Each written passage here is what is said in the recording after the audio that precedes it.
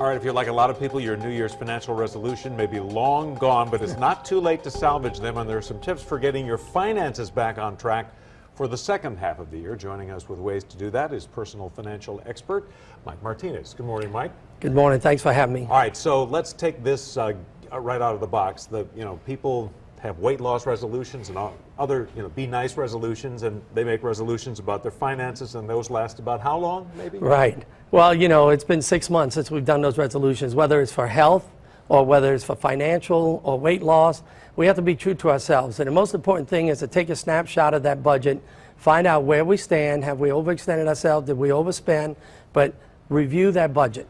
People come to you as a financial advisor because they're serious about saving money, or they're worried about retirement. But how often, even for people who have good incomes, how often do you find people just don't really know how they're spending their money? Well, it's kind of like we can all relate to this. It's when we get our statements in the mail and we take that mail and sit down at the coffee table and look at it, we're scared to death of opening it, whether because we don't understand it or possibly maybe the results. But how are we going to find out how we stand next to the benchmark for the year if we don't really review those performances? So I know one of theirs is to set your goals for the second half of the year. Don't have a second half resolution. Right. No, I think the best thing to do is don't worry if you're off a little bit.